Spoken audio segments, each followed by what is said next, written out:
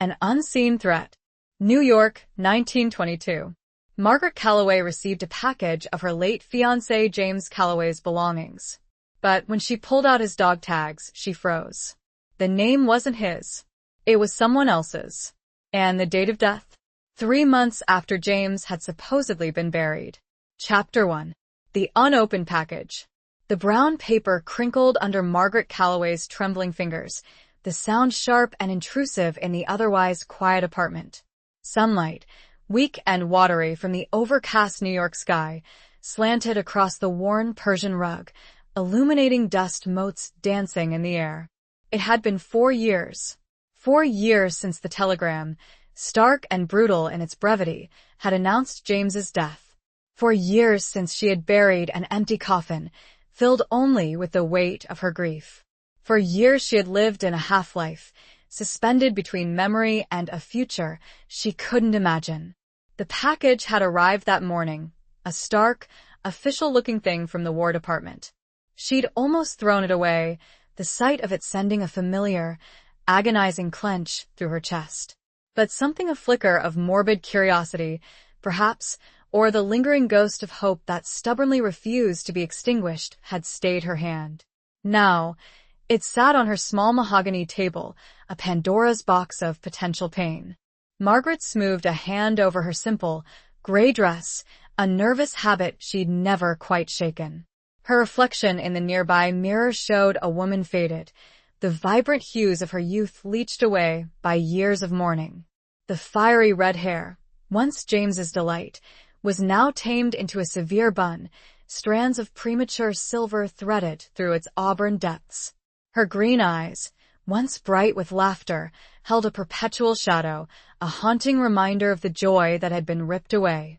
She took a deep breath, the scent of aged paper and something vaguely metallic filling her nostrils. It was the smell of the past, of a life she had meticulously packed away, afraid to touch, afraid to remember. Yet, here it was, thrust back into her hands, demanding to be acknowledged. With a decisive movement, she ripped open the package. Inside, nestled among crumpled tissue paper, were a few meager possessions, a worn leather-bound journal, a tarnished silver locket, a handful of photographs, and a set of dog tags. These were the remnants of a life, the tangible echoes of the man she had loved, the man she had lost. She reached for the journal first, her fingers tracing the embossed initials on the cover, J.C. James Calloway. Her James. She opened it, the pages brittle and yellowed, the ink faded but legible. His familiar, looping handwriting filled the pages, chronicling the mundane realities of life in the trenches, the endless rain, the gnawing hunger, the camaraderie forged in the face of unimaginable horror. She read a few entries, her heart aching with each carefully chosen word. He wrote of missing her, of dreaming of their future together, of the little cottage they would buy in the countryside, far away from the noise and chaos of the city. Tears welled in her eyes, blurring the ink, blurring the years that separated them. Next, she picked up the locket. It was the one she had given him before he shipped out, containing a miniature portrait of her, smiling, carefree, a lifetime ago. The silver was tarnished, the clasp slightly broken, but her image remained, a haunting reminder of the woman she used to be. She pressed it to her lips, a silent prayer, a whispered goodbye. The photographs were next. Group shots of soldiers, their faces young and earnest, some smiling, some stoic, all bearing the unmistakable mark of men facing the abyss. She recognized James in a few, his arms slung around the shoulders of his comrades, his smile strained but present. She studied the faces of the other men, searching for something, anything, that might connect them to her, to the life she had shared with James. Finally, she reached for the dog tags. They were cold and heavy in her hand, the metal dull and scratched. She held them up to the light, squinting at the stamped inscription. The chain rattled softly. And then she froze. The name wasn't his. It wasn't James Calloway. It was Arthur J. McKinley.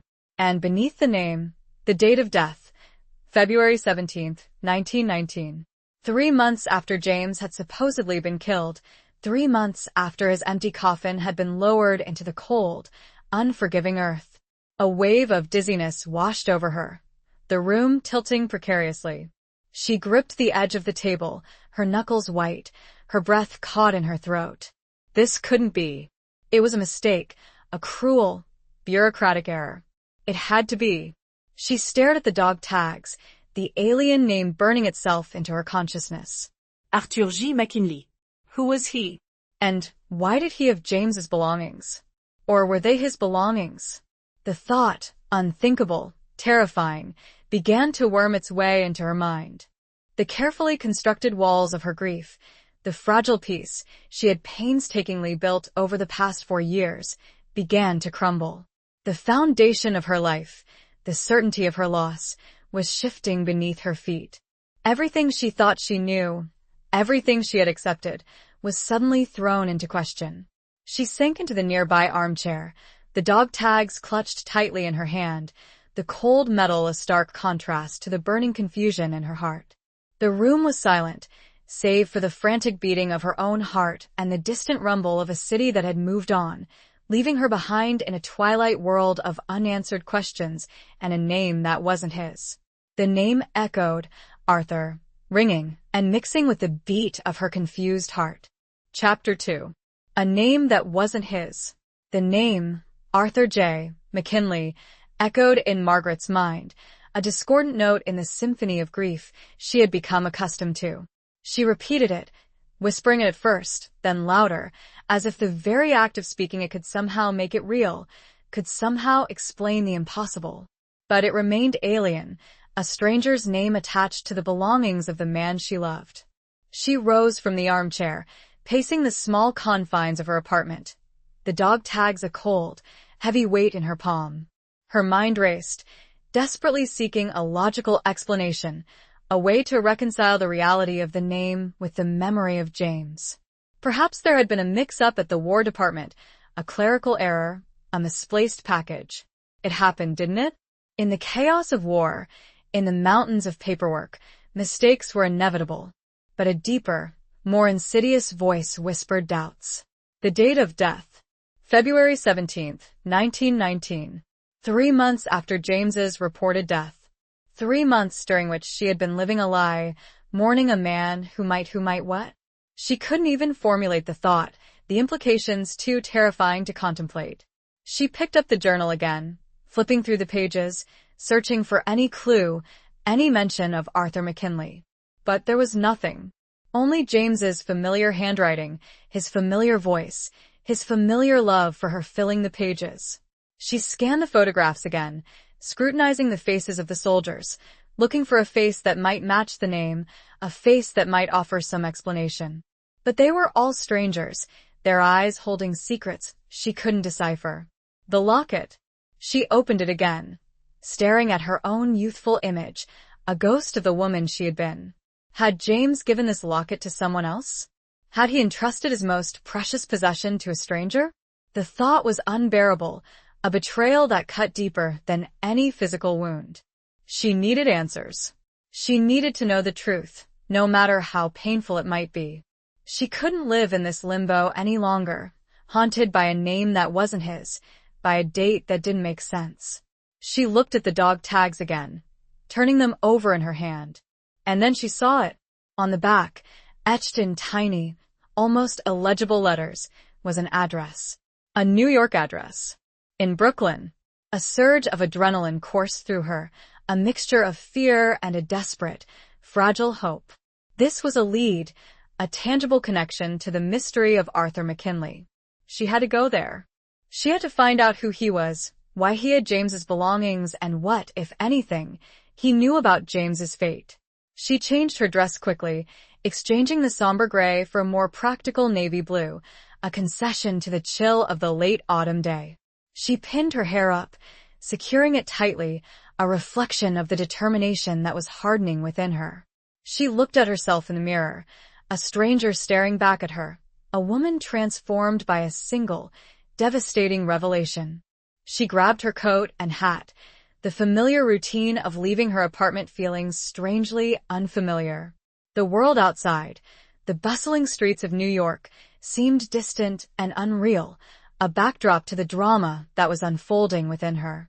As she walked towards the subway station, the city noises fading into a dull roar, she clutched the dog tags in her pocket, their cold metal a constant reminder of the task ahead. She was no longer a grieving widow, lost in a sea of sorrow. She was a woman on a mission, driven by a need to know the truth, to unravel the mystery of a name that wasn't his, and to find out what really happened to the man she loved. The fear was still there, a cold knot in her stomach, but it was tempered by a newfound resolve, a flicker of defiance that had been dormant for too long. She was going to Brooklyn. She was going to find Arthur McKinley, or at least where he used to live. And she was going to find out the truth, no matter the cost. The uncertainty was a torment worse than any definitive loss. She had to know, and that burning need propelled her forward, step after determined step. The address felt like a lifeline and a threat, all at once. Chapter 3. Ghosts in the Telegrams. The subway rattled and screeched, a metallic beast carrying Margaret deeper into the labyrinthine heart of Brooklyn. The faces of her fellow passengers were blurred and indistinct, their conversations a muffled hum that faded into the background noise. She clutched her handbag tightly, the dog tags a hard, reassuring presence against her thigh. The address on the back of the tags led her to a quiet, tree-lined street in a working-class neighborhood. Rows of brownstones, their facades weathered and worn, stood shoulder to shoulder, their windows reflecting the gray, overcast sky. It was a world away from the genteel elegance of her own neighborhood on the Upper West Side, a stark reminder of the different lives that coexisted within the sprawling city. She found the number, 324, etched above a faded green door. The paint was peeling, and the brass knocker was tarnished, but the house had an air of quiet dignity, a sense of resilience in the face of time and hardship. She hesitated for a moment, her heart pounding in her chest, the fear of what she might find almost overwhelming. Taking a deep breath, she raised her hand and knocked, the sound echoing in the stillness of the street. She waited, her breath held captive in her lungs, listening for any sign of movement within. After what seemed like an eternity, the door creaked open, revealing a woman standing in the dim hallway. She was elderly, her face etched with wrinkles, her eyes a faded blue, but her posture was erect, her gaze unwavering. She wore a simple black dress, a shawl draped around her shoulders, a picture of quiet mourning. "Yes?" the woman asked, her voice raspy but firm. Margaret swallowed, her throat suddenly dry. I'm looking for Arthur McKinley," she said, the name feeling strange and unfamiliar on her tongue. The woman's eyes narrowed slightly, a flicker of suspicion crossing her face. "Arthur? He's not here." "I know," Margaret said quickly. "I know he's passed away. I have some of his belongings." She held up the dog tags, the metal glinting in the dim light. The woman's gaze fixed on the dog tags, her expression shifting from suspicion to a deep, profound sadness. She reached out a trembling hand, her fingers tracing the stamped inscription. "Arthur, my son," she whispered, her voice thick with emotion. Where did you get these?" Margaret explained, haltingly, about the package from the War Department, about the mistaken identity, about the name that wasn't James's. She watched the woman's face as she spoke, seeing the flicker of hope, quickly extinguished by the weight of reality, the confirmation of her son's death. "I thought there might have been a mistake," the woman said, her voice barely above a whisper. "The telegram, it was so vague. Just killed in action. No details. No body." Margaret felt a surge of empathy for the woman, a shared understanding of the agonizing uncertainty of loss. She knew exactly what it was like to receive that dreaded telegram, to be left with nothing but questions and a gaping hole in your life. "I have his journal," Margaret said, "and some photographs. Would you like to see them?" The woman nodded, tears welling in her eyes. She stepped back, inviting Margaret inside. The house was small and sparsely furnished, but immaculately clean. The air was thick with the scent of beeswax and old memories. Photographs lined the walls, mostly of a young man in uniform, his smile bright and confident, his eyes full of life. Arthur McKinley. Margaret sat on a worn velvet sofa, the woman, Mrs. McKinley, beside her. She opened the journal, carefully turning the brittle pages, reading aloud excerpts from James's, or was it Arthur's, writings. She showed her the photographs, pointing out the images of James, the man she thought she knew. Mrs. McKinley listened intently, her eyes fixed on Margaret's face, her hands clasped tightly in her lap. She asked questions about James, about his personality, his dreams, his hopes for the future. Margaret answered as best she could, trying to reconcile the image of the man she loved with the reality of the man whose belongings she held. As they talked, a strange and unexpected connection began to form between them, a bond forged in shared grief, in the shared mystery of a lost son, a lost fiancé.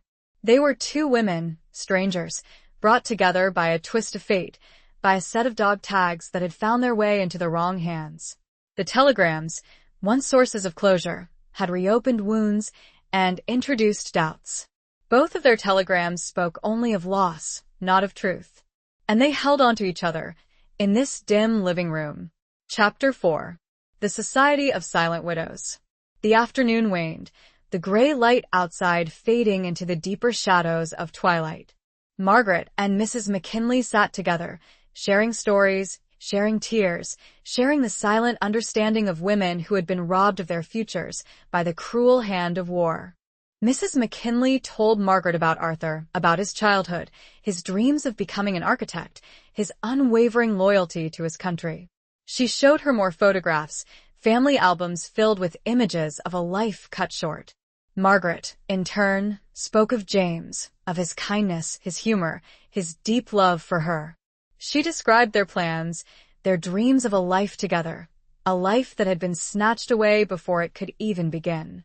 As they talked, Margaret began to realize that she wasn't alone in her grief, in her confusion, in her desperate search for answers. There were countless other women like her, women who had lost loved ones in the war, women who were struggling to make sense of a world that had been turned upside down. "There's a group of us," Mrs. McKinley said, her voice hesitant. "We meet sometimes. Other women widows like us. We call ourselves the Society of Silent Widows." Margaret looked at her, intrigued. "A society?" Mrs. McKinley nodded. "It's not formal. Just a way for us to support each other. To share our stories. To not feel so alone." Margaret felt a flicker of hope, a sense of belonging that she hadn't realized she was craving. The idea of connecting with other women who understood her pain, who had experienced the same loss, was incredibly appealing. Would it be all right if I joined you?" Margaret asked, her voice tentative. Mrs. McKinley smiled, a genuine smile that reached her eyes, a rare and precious thing. "Of course, dear. You're one of us now. We meet on Tuesdays at the church hall down the street. St. Michael's." Margaret felt a surge of gratitude, a sense of connection to this woman, to this community of women she hadn't known existed.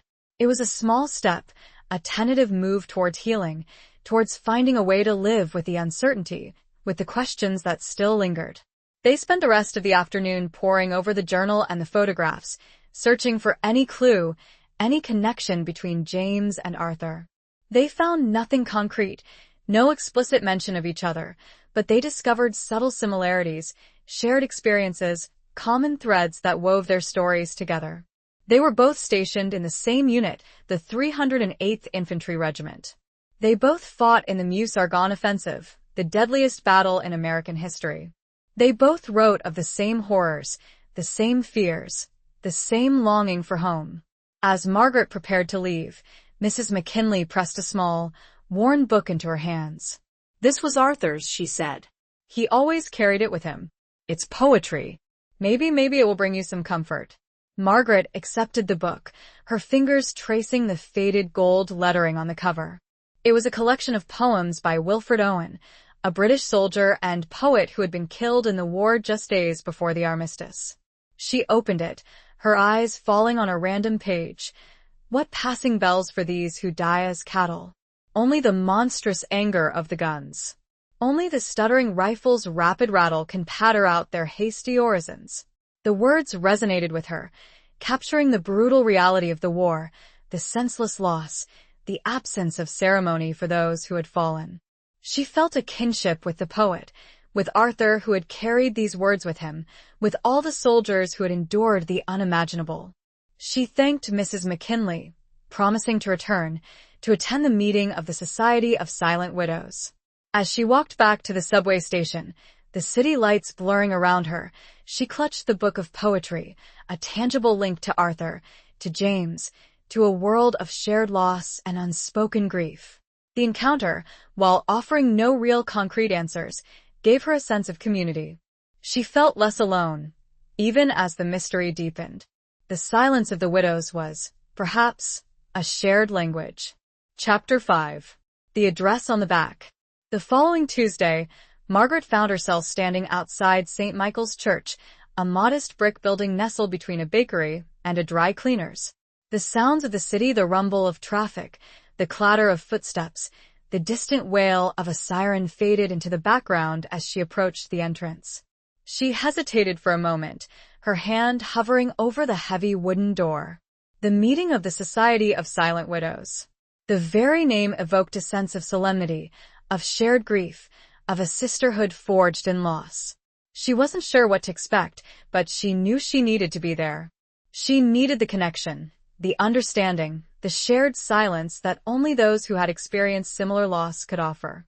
Taking a deep breath, she pushed open the door and stepped inside. The church hall was dimly lit, the air thick with the scent of beeswax and old wood. A dozen or so women were seated in a circle of chairs, their faces etched with a mixture of sadness, resignation, and a quiet strength that resonated with Margaret. Mrs. McKinley was there, sitting near the front, her eyes lighting up when she saw Margaret. She gestured to an empty chair beside her, a silent welcome. Margaret sat down, feeling a sense of relief, a sense of belonging that she hadn't realized she was craving. The meeting began with a moment of silence, a tribute to the men they had lost, to the lives that had been cut short. Then, one by one, the women began to share their stories. They spoke of their husbands, their sons, their brothers, their fiancés. They spoke of their love, their loss, their struggles to rebuild their lives. Margaret listened intently, her heart aching with each story, each shared experience. She heard tales of courage, of sacrifice, of the enduring power of love in the face of unimaginable horror. She heard echoes of her own grief, her own confusion, her own desperate search for answers. When it was her turn to speak, she hesitated. She wasn't sure she could articulate the complex emotions that were swirling within her, the uncertainty surrounding James's death, the mystery of Arthur McKinley. But then she looked at the faces of the women around her, their eyes filled with empathy and understanding, and she knew she could trust them. She told them about the package, about the dog tags, about the name that wasn't his. She told them about her visit to Mrs. McKinley, about the shared grief, the shared mystery. The women listened in silence, their expressions reflecting her own confusion, her own pain. They didn't offer easy answers, because there were none. But they offered their support, their understanding, their shared experience of living with loss. My husband, Thomas, one woman, Eleanor, said, her voice trembling slightly, he was reported missing in action. I never received any confirmation. Just silence. For years, I clung to the hope that he might still be alive, that he might somehow find his way back to me. But eventually, I had to accept the reality. The uncertainty, it's a cruel torment. Another woman, Beatrice, nodded in agreement. My brother, William, his letters, they stopped coming. Just like that. One day, he was there, writing about his life in the trenches, and the next nothing. I still have his letters, tied with a ribbon. I read them sometimes, just to hear his voice again. As the meeting drew to a close, Margaret felt a sense of peace, a sense of closure that she hadn't expected. She had found a community, a sisterhood of women who understood her pain, who shared her grief, who offered her a safe space to express her emotions. Before she left, Mrs. McKinley handed her a small, folded piece of paper. This is the address, she said. The address on the back of Arthur's other dog tag. The one he was supposed to be wearing. Margaret looked at her, confused. Other dog tag? Mrs. McKinley nodded. Soldiers were issued two. One to be left with the body, the other to be sent home. Arthur's the one you have it should have been left with. She couldn't finish the sentence. Margaret understood. The dog tag she had was meant to stay with Arthur's body. The other one with this address was meant to be sent to his family. But it hadn't been. Why? She unfolded the paper, her fingers trembling. The address was in France. A small village near the Argonne forest. The place where James and Arthur had fought their last battle. The mystery deepened. A new layer of questions unfolded. Why had the dog tags been switched? What had happened in that village in France? The address was a thread, a fragile connection to the truth. She knew she had to follow it. The address was not just a location, it was a question mark hanging over everything. Chapter 6. A stranger's face in a familiar frame. The address in France, 12 Rue de la Liberté, Verdun-sur-Meuse, burned in Margaret's mind, a constant reminder of the unresolved mystery, the unanswered questions that haunted her. She spent days poring over maps, researching the village, trying to glean any information she could about the place where James and Arthur had spent their final days. Verdun-sur-Meuse. The name itself evoked images of devastation, of a landscape scarred by war, of a battle that had claimed the lives of hundreds of thousands of soldiers. It was a place of death, of loss, of untold suffering.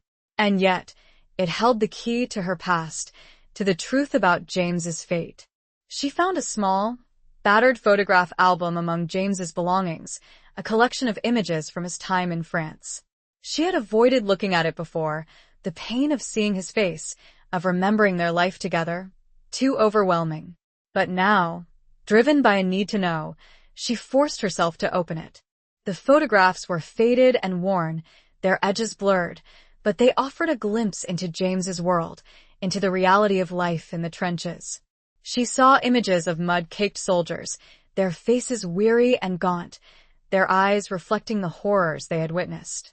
She saw images of bombed-out villages, of shell-cratered fields, of a landscape ravaged by war. And then she saw him. James. Smiling, his arms slung around the shoulders of another soldier. A soldier she didn't recognize. A soldier with familiar features, a familiar build, a familiar something. She stared at the photograph, her heart pounding in her chest. The other soldier, he looked like James. Not exactly, but there was a resemblance, a similarity that was undeniable. The same dark hair, the same strong jawline, the same eyes. She flipped back to the photographs Mrs. McKinley had shown her, the images of Arthur. And then she saw it. The soldier in the photograph with James, it was Arthur. A wave of dizziness washed over her, the room tilting precariously. She gripped the edge of the table, her knuckles white, her breath caught in her throat. James and Arthur. Together. In the same photograph. Smiling. But how? Why? What was the connection? The dog tags, the mistaken identity, the address in France, it all pointed to a deeper, more complex story than she had imagined. She studied the photograph more closely, searching for any clue, any detail that might shed light on their relationship. And then she noticed something. On the back of the photograph, written in James's familiar handwriting, were two words, brothers in arms. Brothers in arms. The phrase resonated with her, evoking a sense of camaraderie, of loyalty, of a bond forged in the crucible of war. But it also raised more questions. Were they simply comrades, close friends who had shared the same experiences, the same fears? Or was there something more? Something deeper, something hidden? The resemblance between them, the switched dog tags, the address in France, it all suggested a connection that went beyond mere friendship. A connection that might explain the mystery of James's death, the mystery of Arthur McKinley. She felt a surge of determination, a renewed resolve to find out the truth. She had to go to France. She had to go to Verdun-sur-Meuse. She had to find out what had happened there, what had happened to James, what had happened to Arthur. She had to uncover the secrets that lay buried in that war-torn village. The familiar frame now held a stranger's face, but the stranger was somehow connected to her love. It was a paradox that demanded resolution. Chapter 7. The Lies We Bury. The decision to go to France was not an easy one. It meant leaving behind her life in New York, her job at the library, her fragile support network of friends, and the Society of Silent Widows. It meant facing the ghosts of her past, confronting the pain of loss, and venturing into the unknown. But Margaret knew she had no choice. The mystery of James's death, the enigma of Arthur McKinley, had become an obsession, a driving force that consumed her waking thoughts and haunted her dreams. She had to know the truth, no matter how painful it might be. She spent weeks preparing for the journey, securing a passport, booking passage on a transatlantic liner, and gathering information about Verdun-sur-Meuse. She wrote to the address on the back of Arthur's dog tag, sending a letter to 12 Rue de la Liberté, hoping for a response, for some connection to the past. She also confided in Mrs. McKinley, sharing her plans, her fears, her hopes. The older woman, while saddened by the prospect of Margaret's departure, understood her need to find answers. She offered her support, her blessings, and a small, worn leather-bound book. "This was Arthur's," she said, her voice trembling slightly. "It's a diary. He kept it during the war. Maybe it will help you understand." Margaret accepted the diary, her fingers tracing the faded gold lettering on the cover. It was another tangible link to Arthur, to the mystery that surrounded him, to the truth that lay buried in France. The voyage across the Atlantic was long and arduous, the ship a floating microcosm of humanity, filled with a mixture of hope and despair, anticipation and fear. Margaret spent most of her time alone, reading Arthur's diary, poring over the photographs, and trying to piece together the fragments of information she had gathered. Arthur's diary was a revelation. It was a raw, honest account of his experiences in the war, his fears, his doubts, his longing for home. He wrote of the horrors of the trenches, the constant threat of death, the loss of his comrades. He wrote of his friendship with James, their shared experiences, their bond of brotherhood. And then she found it, an entry dated October 1918, just weeks before James's reported death. James is not himself. He's changed. He talks of a secret mission, of something he has to do. He's secretive, withdrawn, haunted by something I can't understand. He asked me to switch dog tags with him. He said it was important. He said it was a matter of life and death. I didn't understand, but I trusted him. I did as he asked. Margaret's heart pounded in her chest, her breath caught in her throat. The switch dog tags. It wasn't a mistake. It was deliberate. James had asked Arthur to switch dog tags with him. But why? What was the secret mission? What was he trying to hide? The diary offered no further answers, the entries ending abruptly a few days later. But it confirmed what Margaret had suspected. There was more to James's death than she had been told. There were lies, secrets, a hidden truth that she was determined to uncover. The lies were not just spoken, they were buried, like the men themselves, under layers of official reports and wartime secrecy. She had to exhume them. Chapter 8. Echoes of the Argonne. Verdun-sur-Meuse was a ghost town, a shell of its former self. The war had left its indelible mark on the village, the buildings scarred by shellfire, the streets pockmarked with craters, the very air heavy with the memory of loss. Margaret arrived in the late afternoon, the sun setting behind the ravaged landscape, casting long, eerie shadows across the deserted streets. The village was eerily quiet, the only sounds the rustling of the wind through the skeletal trees and the distant caw of a crow. She found 12 Rue de la Liberté easily enough. It was a small, two-story house, its facade crumbling, its windows boarded up. The front door hung crookedly on its hinges, a testament to the violence that had swept through the village. She hesitated for a moment, her heart pounding in her chest, the fear of what she might find almost overwhelming. But she had come too far to turn back now. She pushed open the door and stepped inside. The house was dark and dusty, the air thick with the scent of decay and old memories. The furniture was overturned, the walls were riddled with bullet holes, the floors were covered in debris. It was a scene of devastation, a stark reminder of the horrors of war. She moved slowly through the house, her footsteps echoing in the silence. She found a living room, a kitchen, a bedroom, each room bearing the scars of battle. She found remnants of a life that had been shattered, broken dishes, torn clothing, faded photographs scattered across the floor. And then she found it. In the bedroom, tucked under a pile of rubble, she found a small, wooden box. She opened it, her fingers trembling, her heart pounding in her chest. Inside, she found a collection of letters, tied together with a faded ribbon. Letters written in James's familiar handwriting. Letters adressées to Mademoiselle Sophie Dubois, 12 rue de la Liberté, Verdun-sur-Meuse. Margaret's heart sank. Sophie Dubois. Who was she? And why was James writing to her?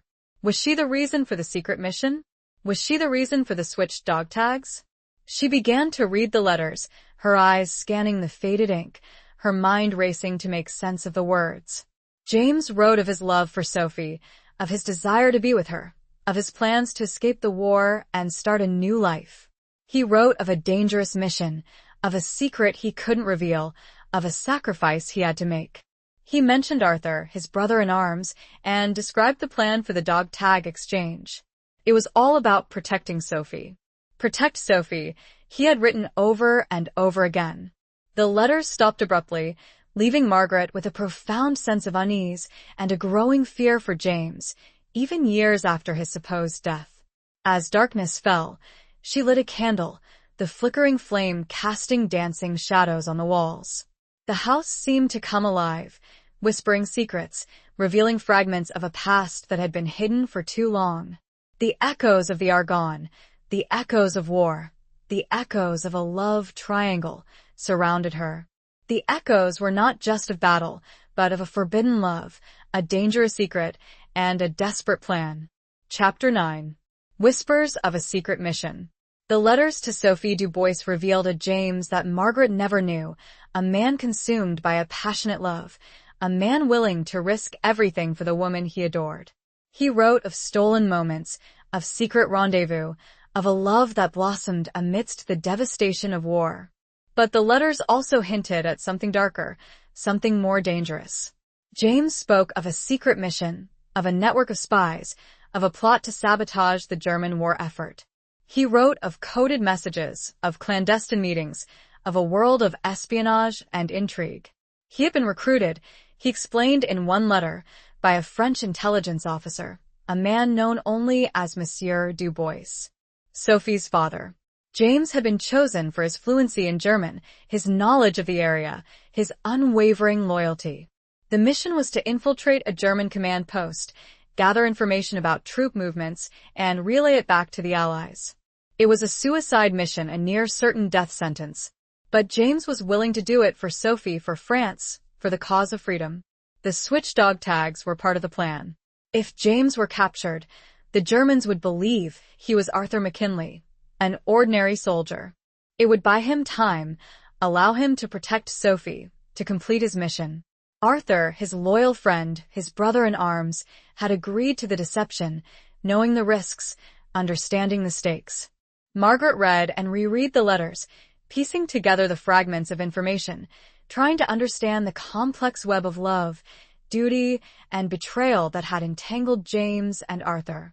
She felt a mixture of emotions, anger, betrayal, sadness, and a grudging admiration for James's courage, for his willingness to sacrifice everything for the woman he loved. As she delved deeper into the letters, she discovered another name, a recurring motif in James's writings, the Nightingale. It was a code name, a reference to someone within the German ranks who was secretly working with the Allies, providing them with valuable intelligence. The Nightingale was their key contact, their lifeline, the person who could help them complete their mission. But the Nightingale was also in danger, their identity threatened, their life hanging in the balance. James wrote of a planned meeting with the Nightingale, a rendezvous in a nearby village, a chance to exchange information, to coordinate their efforts. But the meeting never happened. The last letter ended abruptly, with James preparing to leave for the rendezvous, his fate uncertain, his future unknown. Margaret realized that the Nightingale held the key to the mystery, the missing piece of the puzzle. If she could find out who the Nightingale was, she might be able to understand what had happened to James, what had happened to Arthur, what had happened to Sophie. The whispers of the secret mission grew louder, filling the silent house, guiding her towards the next step in her journey. She had to find the Nightingale. The truth was out there, waiting to be discovered, in the war-torn landscape, in the hidden corners of the past, and the whispers. The truth was shrouded in whispers. Chapter 10. The Divided Heart. The discovery of James's letters to Sophie Dubois had shattered Margaret's carefully constructed world. The man she thought she knew, the man she had mourned for 4 years, was a stranger, a man consumed by a secret love, a man embroiled in a dangerous game of espionage. She felt betrayed, not only by James's deception but also by the realization that her love, her grief, had been based on a lie. She had mourned a man who had, in a way, already chosen another life, another love, another destiny. But amidst the anger and betrayal, she also felt a grudging respect for James's courage, for his willingness to sacrifice everything for Sophie, for the cause he believed in. She understood the power of love, the lengths to which it could drive a person, the sacrifices it could demand. She found herself torn, divided between her love for the James she thought she knew and her growing understanding of the man he had become. She was grieving not only for his loss but also for the loss of the illusion, the loss of the perfect love story she had cherished for so long. She spent days in the ruined house in Verdun-sur-Meuse, reading and rereading James's letters, trying to reconcile the conflicting emotions that raged within her. She felt a strange kinship with Sophie Dubois, the woman who had stolen James's heart, the woman who had shared his secret world.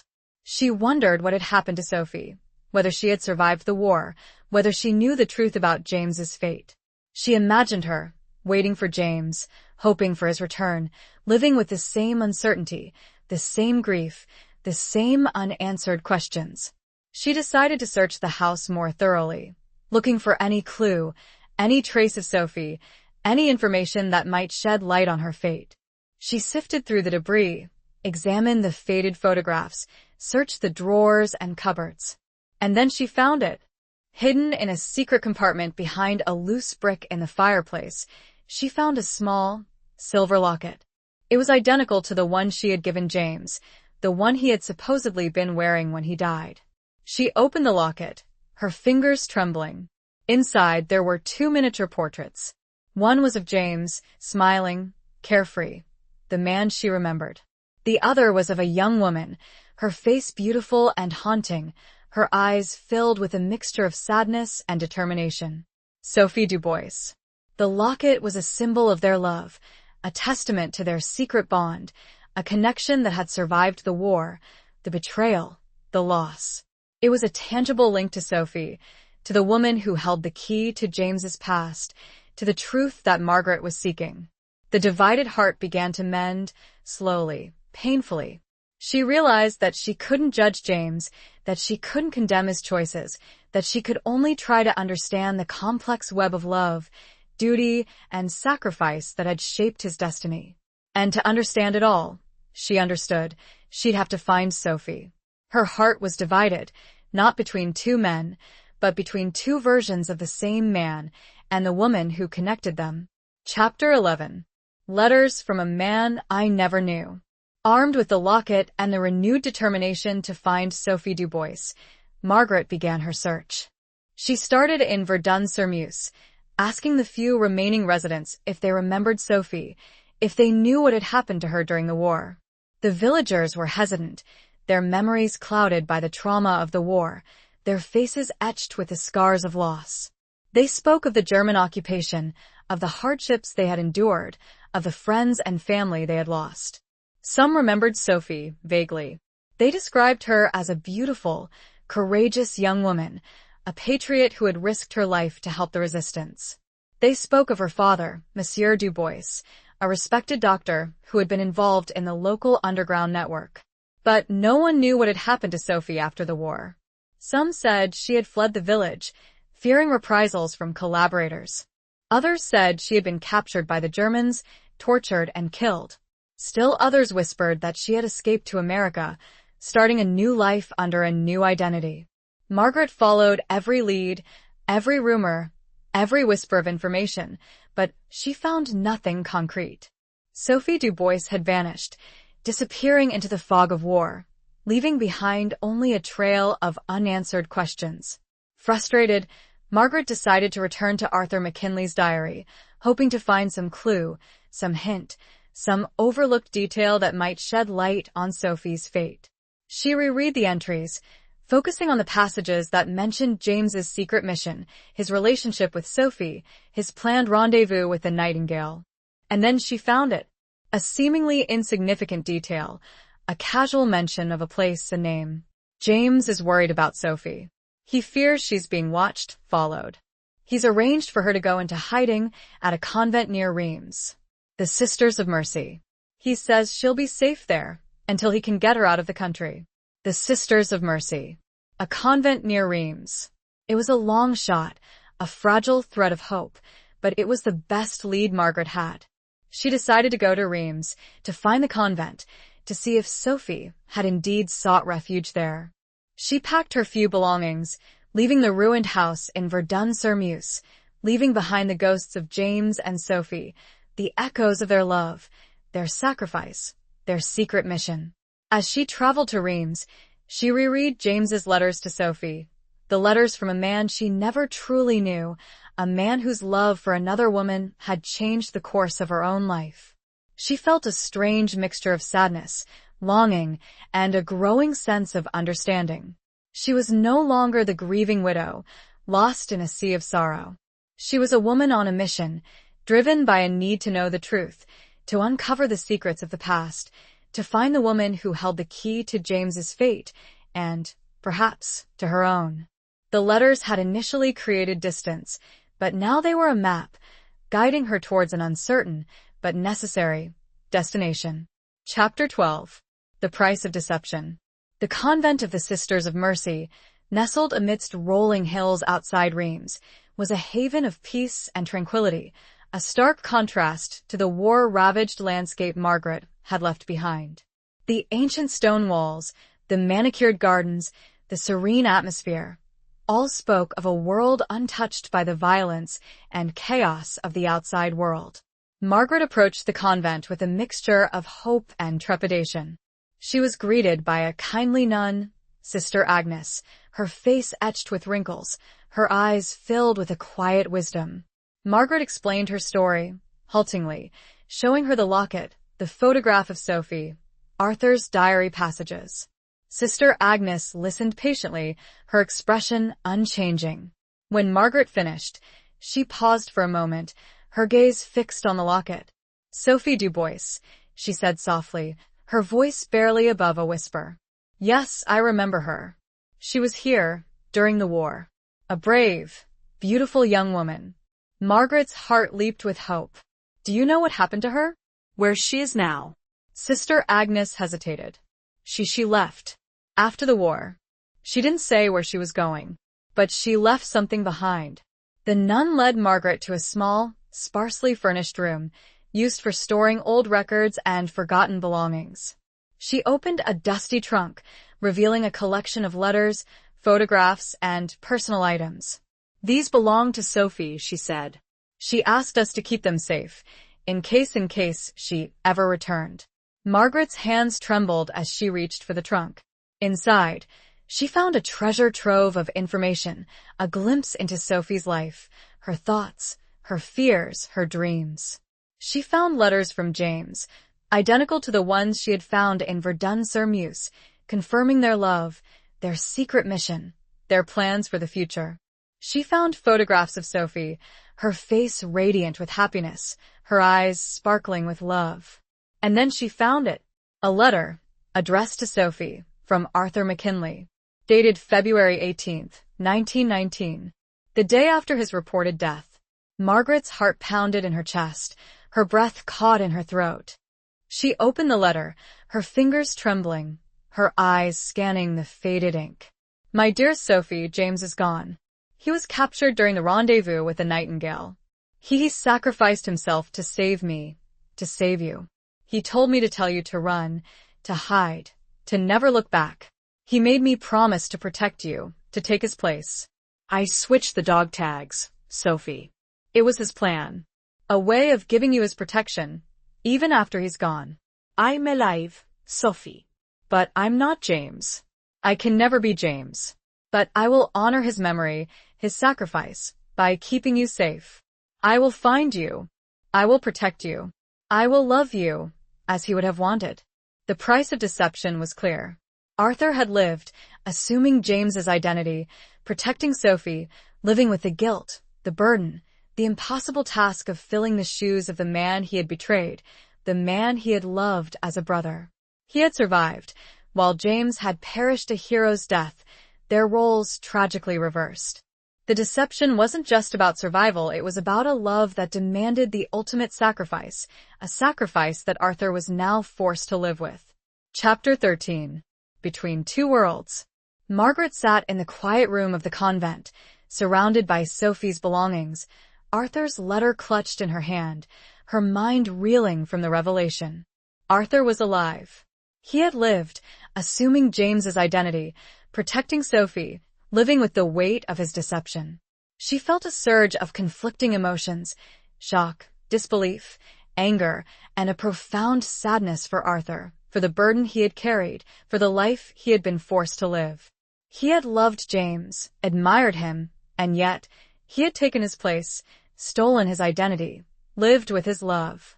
She wondered where Arthur was now, whether he had found Sophie, whether they had built a life together, whether they had found happiness. She imagined him, haunted by James's memory, living in the shadow of his sacrifice, forever bound to the woman he had promised to protect. She looked through the rest of Sophie's belongings, searching for any clue, any hint of their whereabouts, any information that might lead her to them. She found a few more letters from Arthur, written in the months after the war, expressing his love for Sophie, his determination to find her, his commitment to fulfilling James's final wish. And then she found a photograph, a faded, black and white image of a man and a woman, standing in front of a small cottage, their arms around each other, their faces filled with a quiet happiness. The man was Arthur, his features older, his eyes bearing the weight of his experiences, but unmistakably him. The woman was Sophie, her beauty undiminished, her smile radiant, her eyes reflecting a love that had endured the war, the loss, the deception. On the back of the photograph, written in Sophie's handwriting, was a single word, reunion. And beneath it, an address in America. In New York. Margaret's heart skipped a beat. They were in New York. Arthur and Sophie. Living a life together, a life that should have been hers and James's. She felt a pang of jealousy, a flicker of resentment, but it was quickly replaced by a sense of relief, a sense of closure. They had found each other. They had survived. They had built a life, a love, on the foundation of James's sacrifice. It wasn't the life Margaret had dreamed of, but it was a life, a testament to the enduring power of love, the resilience of the human spirit. She realized that she was standing between two worlds, the world of her past, the world of her love for James, the world of her grief and loss, and the world of the present, the world of Arthur and Sophie, the world of their love, their sacrifice, their new life. She had a choice to make. She could stay in the past, clinging to her memories, her grief, her what-ifs. Or she could move forward, embrace the present, accept the reality of James's sacrifice, and find a way to make peace with the past. She knew it wouldn't be simple, but finding them was now the only option. She was caught between the ghost of her love and the living embodiment of his sacrifice, both existing in the same city, a city that suddenly felt both vast and incredibly small. Chapter 14. The Rendezvous Point. The address on the back of the photograph led Margaret to a quiet, tree-lined street in Greenwich Village, a world away from the bustling avenues and towering skyscrapers of her own neighborhood. It was a neighborhood of artists, writers, and bohemians, a place where people came to escape the conformity of mainstream society, to create their own realities, to live their own truths. She found the house, a modest brownstone with a small, overgrown garden, a sense of quiet charm that belied the secrets it held. She hesitated for a moment, her heart pounding in her chest, her mind racing with a mixture of anticipation and fear. She was about to meet Arthur McKinley, the man who had lived as James Calloway, the man who had loved Sophie Dubois, the man who held the key to her past. She was about to confront the reality of James's sacrifice, the truth of his love for another woman, the life that could have been hers. Taking a deep breath, she raised her hand and knocked on the door. She waited, her breath held captive in her lungs, listening for any sign of movement within. After what seemed like an eternity, the door opened, revealing a man standing in the dim hallway. It was Arthur, his face older, his hair streaked with gray, his eyes bearing the weight of his experiences, but unmistakably him. The man from the photographs, the man who had written the letters, the man who had lived as James. He stared at her, his expression a mixture of shock, confusion, and a flicker of recognition. "Margaret?" he said, his voice raspy, his accent tinged with a hint of French. "Arthur," she replied, her voice trembling slightly.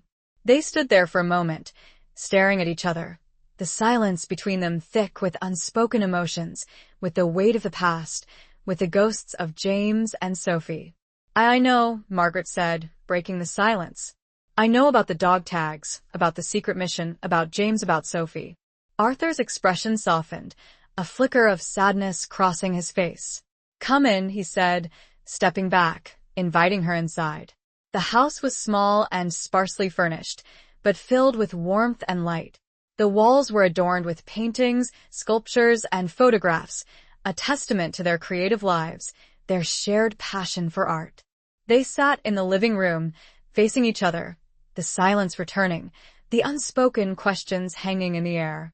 Margaret told Arthur about her journey, about her discovery of the letters, about her visit to Verdun-sur-Meuse, about her encounter with the Sisters of Mercy. Arthur listened patiently, his expression unchanging, his eyes fixed on Margaret's face. When she finished, he spoke, his voice low and steady. "I never meant to hurt you, Margaret," he said. "I never meant to deceive you. It was James's plan, his sacrifice. He wanted to protect Sophie. He made me promise to take his place, to keep her safe." He told her the story from his perspective, the story of the secret mission, the rendezvous with the Nightingale, James's capture, his own escape, his life in hiding, his search for Sophie. He told her of their reunion, their escape to America, their new life together. "Sophie, she's upstairs," he said, his voice hesitant. She's not well. "She hasn't been well for a long time." The rendezvous point was not a battlefield, but a living room, a place where the past and present collided, where secrets were finally revealed, where the truth, however painful, was finally spoken. Chapter 15. Unmasking the Truth. Margaret followed Arthur upstairs, her heart pounding with a mixture of anticipation and dread. She was about to meet Sophie Dubois, the woman who had captured James's heart, the woman who had lived with Arthur, the woman who held the final piece of the puzzle. They entered a dimly lit bedroom, the air thick with the scent of lavender and old books. Sophie was lying in bed, her frail body almost lost beneath the covers, her face pale and drawn, her eyes closed. She looked much older than her years, the war, the loss, the deception having taken their toll. Arthur sat beside her, gently taking her hand. "Sophie," he whispered, "there's someone here to see you."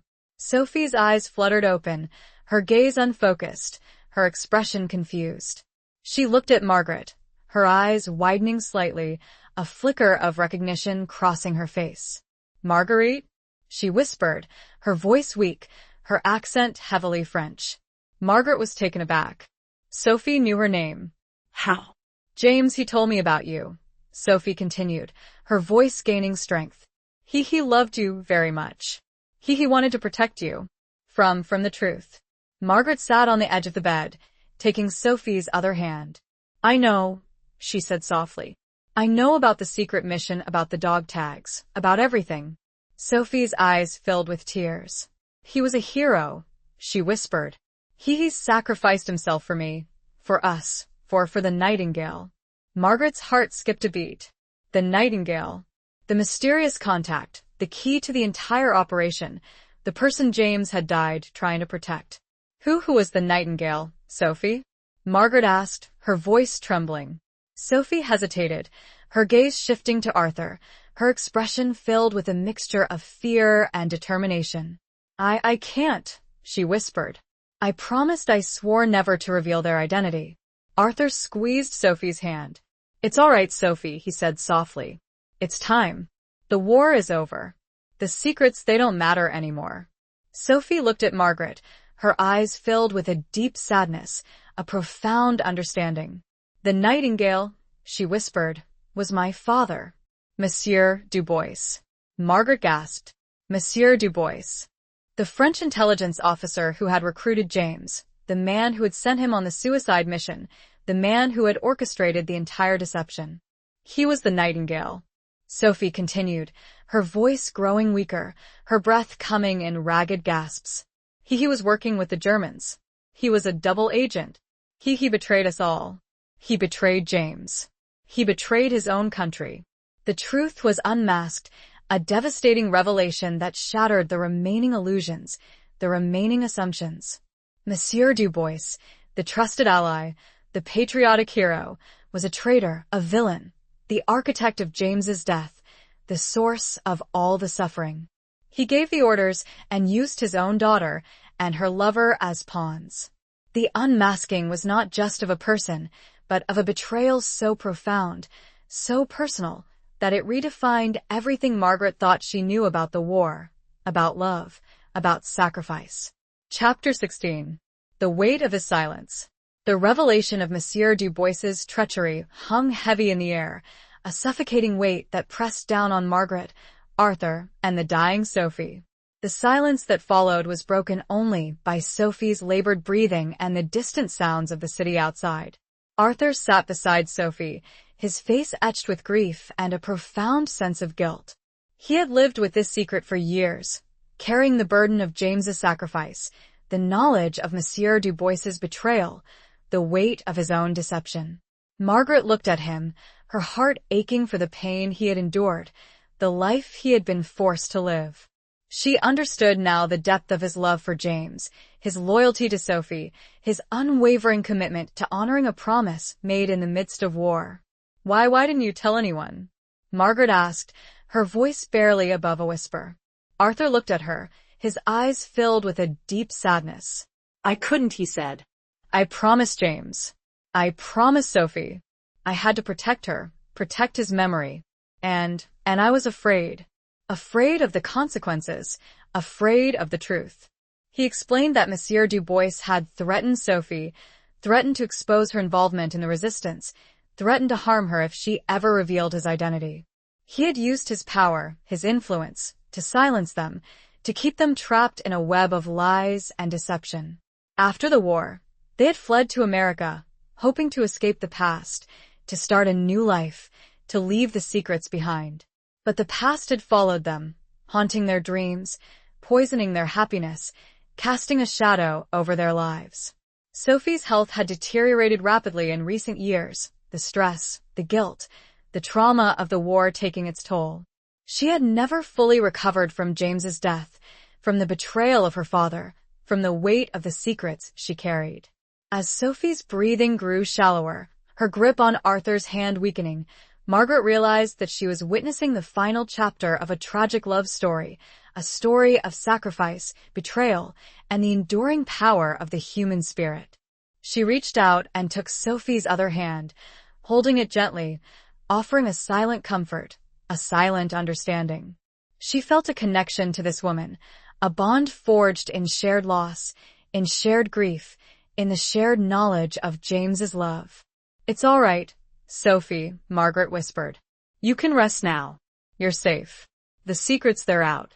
You don't have to be afraid anymore. Sophie's eyes fluttered open, her gaze focusing on Margaret, a faint smile gracing her lips. Merci, she whispered, her voice barely audible. Merci, Marguerite. And then, with a final sigh, she closed her eyes, her breathing ceasing, her hand going limp in Margaret's grasp. Sophie Dubois was gone, her suffering finally over, her secrets finally revealed. The weight of his silence, Arthur's silence, had finally been lifted, but at a devastating cost. The silence was no longer a burden, but a void, a testament to the lives lost, the secrets kept, the sacrifices made. Chapter 17. Beyond the Battlefield Scars. Sophie's death marked the end of an era, the closing of a chapter filled with war, loss, deception, and a love that had transcended boundaries and betrayals. Margaret and Arthur stood together, united by their shared grief, their shared connection to James and Sophie, their shared understanding of the sacrifices that had been made. They arranged a small, private funeral for Sophie, a quiet ceremony attended only by a few close friends, a testament to the life she had lived, the love she had shared, the secrets she had carried. Margaret and Arthur stood side by side at the graveside, offering silent prayers, silent goodbyes, a silent acknowledgement of the complex web of emotions that bound them together. In the days that followed, Margaret and Arthur spent hours talking, sharing their memories of James and Sophie, piecing together the fragments of their lives, trying to make sense of the past. They found solace in each other's company, a comfort in their shared understanding, a healing in their shared grief. Arthur showed Margaret the paintings he had created over the years, portraits of James and Sophie, landscapes of Verdun-sur-Meuse, abstract expressions of his emotions, his experiences, his memories. His art was his therapy, his way of coping with the trauma of the war, the burden of his deception, the weight of his love for two people who were gone. Margaret, in turn, shared her own experiences, her life in New York, her work at the library, her involvement with the Society of Silent Widows. She told him about her journey of self-discovery, her quest for the truth, her transformation from a grieving widow to a woman who had found strength in adversity, resilience in loss. They realized that they had both been scarred by the war, wounded by loss, marked by deception. But they had also found strength, resilience, and a capacity for love that had endured the trials and tribulations of their lives. Margaret decided to stay in New York, to remain close to Arthur, to help him navigate the aftermath of Sophie's death, to offer him the support and friendship he needed. They formed a unique bond, a connection forged in shared grief, in shared understanding, in the shared legacy of James and Sophie. They visited James's empty grave, the one Margaret had mourned at for years, the one that held only the weight of her grief.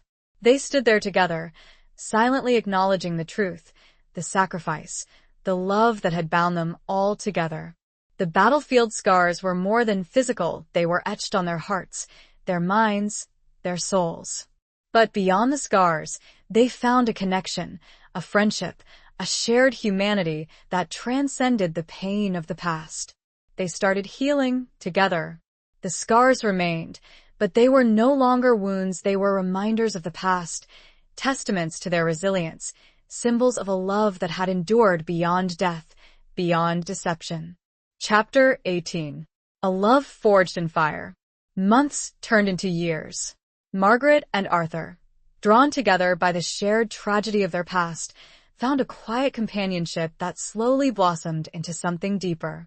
It wasn't the passionate, whirlwind romance that James and Sophie had shared, nor was it the idealized love Margaret had once cherished for James. It was a different kind of love, a love forged in fire, tempered by loss, and nurtured by understanding. They spent their days exploring the city, visiting museums, attending concerts, sharing quiet evenings in Arthur's art-filled home. They talked for hours, sharing their thoughts, their dreams, their fears, their hopes. They found solace in each other's company, a comfort in their shared history, a healing in their shared vulnerability. Arthur continued to paint, his art evolving, reflecting his changing emotions, his growing peace, his blossoming love for Margaret. He painted portraits of her, capturing her strength, her resilience, her quiet beauty. He painted landscapes of New York, scenes of their life together, images of hope and renewal. Margaret, in turn, found a renewed sense of purpose in her life. She continued her work at the library, but she also began to write, chronicling her experiences, her journey of self-discovery, her quest for the truth.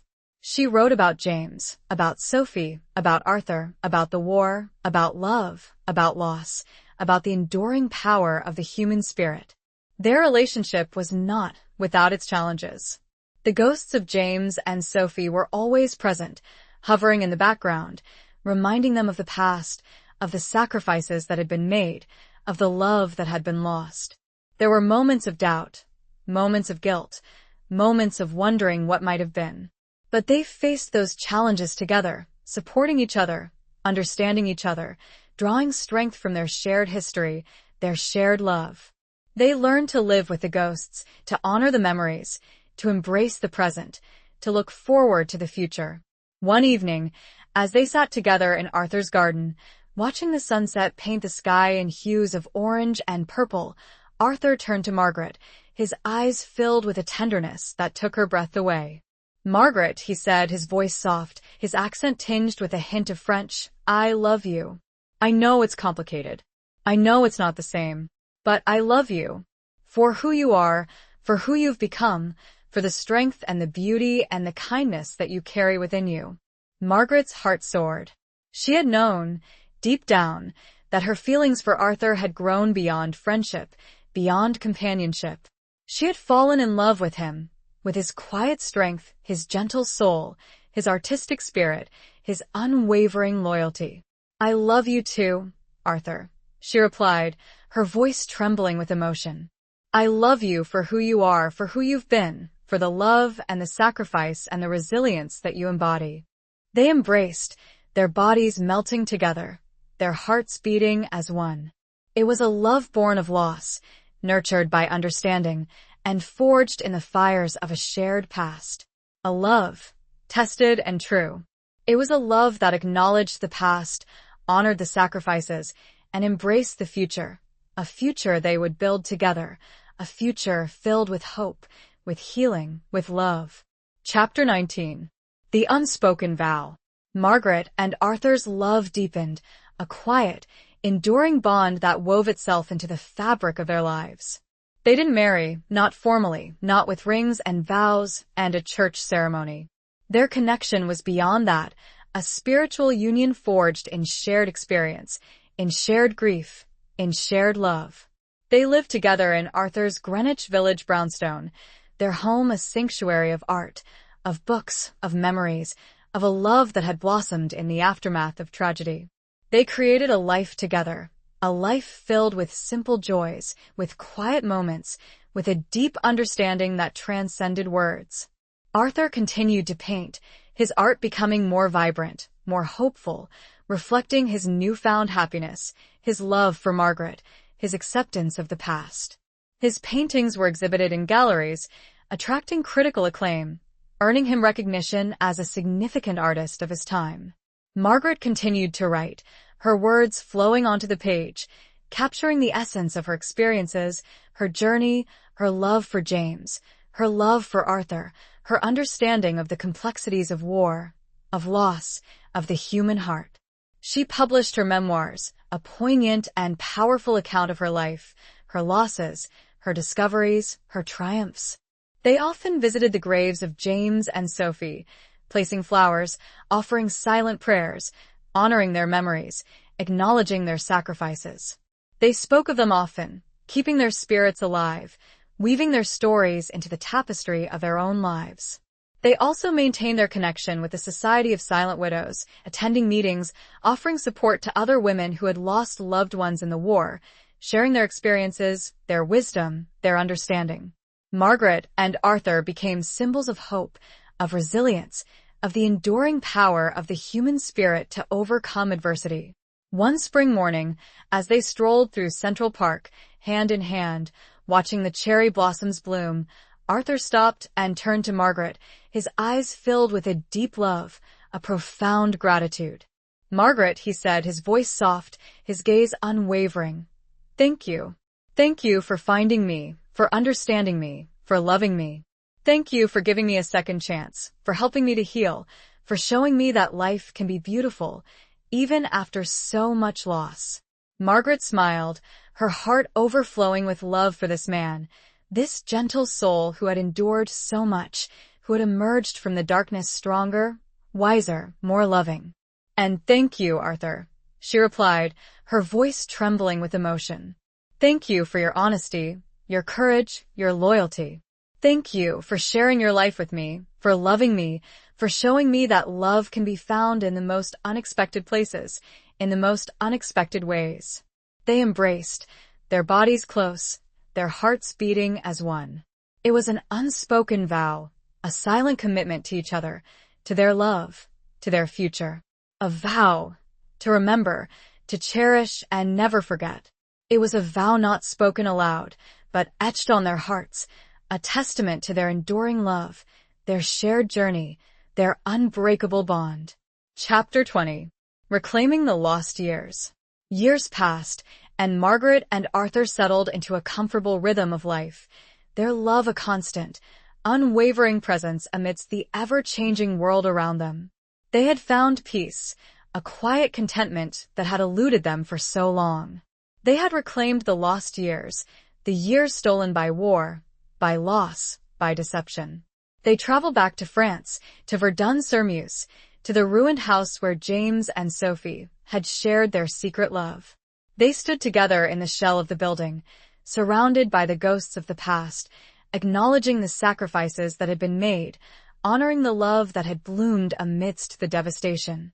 They visited the convent near Reims, where Sophie had sought refuge, where Margaret had discovered the truth about Arthur's survival, about James's final act of heroism.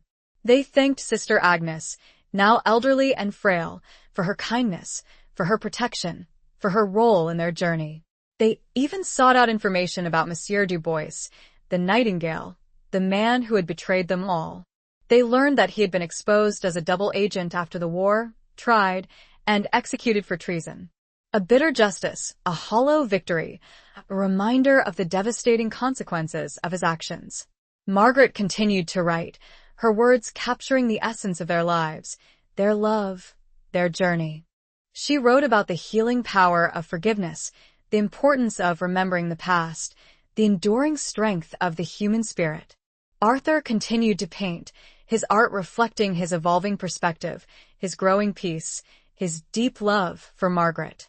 He painted portraits of their travels, landscapes of their memories, abstract expressions of their emotions, their experiences, their love.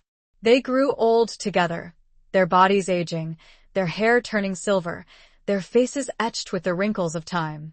But their love remained strong, unwavering, a beacon of hope, a testament to their resilience, a symbol of their enduring bond.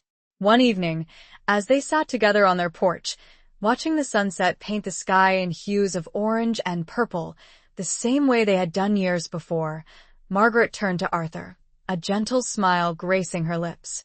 "We did it, Arthur," she said, her voice soft, her eyes filled with a deep love. "We reclaimed the lost years. We found our way back to each other, back to life, back to love." Arthur took her hand, his grip firm, his eyes reflecting her own love, her own peace. "Yes, Margaret," he said. "We did. We found our way home." They sat there in silence, hand in hand, watching the last rays of the sun disappear below the horizon, their hearts filled with gratitude, with love, with a profound sense of peace. They had lived through war, through loss, through deception, through betrayal. They had found each other, healed each other, loved each other. They had reclaimed their lives. And they had their happy ending.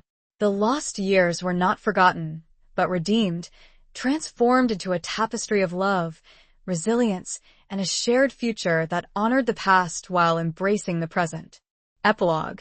Margaret sat alone in the quiet house, the silence echoing around her. Arthur was gone.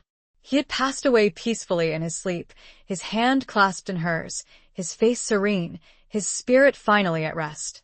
She was surrounded by his paintings, by her writings, by the memories of their life together, by the legacy of their love. She felt a deep sadness, a profound loss, but also a sense of gratitude, a sense of peace. She had lived a long and full life, a life marked by war, by loss, by deception, but also by love, by resilience, by the enduring power of the human spirit. She had found love, lost love, found love again, a love that had defied the odds, a love that had transcended time and tragedy. She picked up a small, silver locket, the one she had given to James, the one he had given to Sophie, the one that had brought her to Arthur. She opened it, gazing at the two miniature portraits, James and Sophie, their faces young and hopeful, their eyes filled with a love that had been cut short.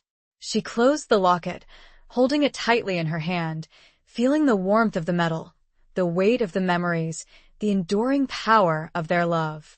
She smiled, a gentle, wistful smile, knowing that they were all together now, reunited in peace, their spirits free, their love eternal.